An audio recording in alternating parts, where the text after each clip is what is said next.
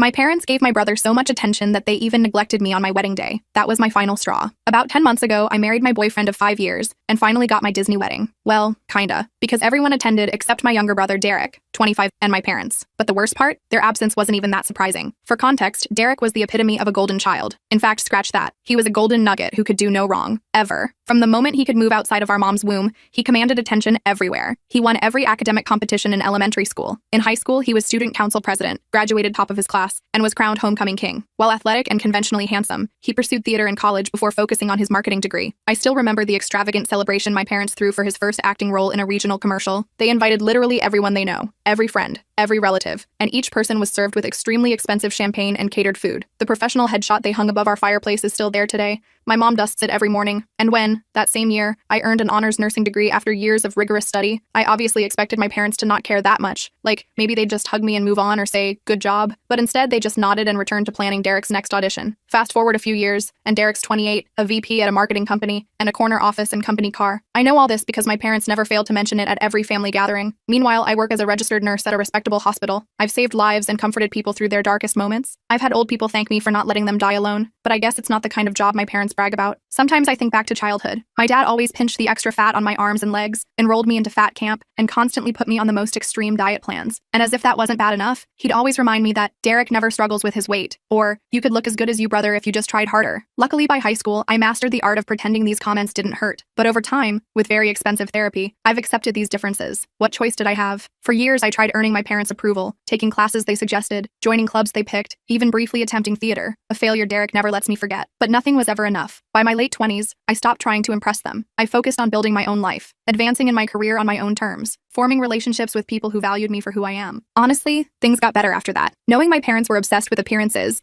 I kept interactions with them superficial to avoid conflict. They didn't seem to notice my emotional distance since they had Derek to fawn over. Or if they did, they didn't care. It was around this time that I met my husband at a hospital fundraiser through a mutual friend. And unlike my family, he actually saw me. He loved my sarcastic humor, my compassion for my patients, and yes, even my body type. He was one of the first people in my life who never suggested I change or compare me to anyone else. He made me feel worthy of love. And after 5 years together, he organized the perfect proposal. A quiet night at home with takeout and our favorite show playing in the background. It was perfect, intimate, and completely true to who we are as a couple. Naturally, I told my parents about my engagement last year. Their reaction should have been my first clue. There was no congratulations, just silence. Then my mom asked if I was really sure about rushing into things and suggested I might want to tone up before the wedding. My dad barely said anything at all, just muttered something about the expense of weddings before changing the subject to Derek's recent vacation to Greece. During our engagement party, my husband noticed their odd behavior that I was too nervous to fully process. They spent most of the evening huddled in a corner over my mom's phone, barely interacting with any of our guests or my future in-laws. Later, my husband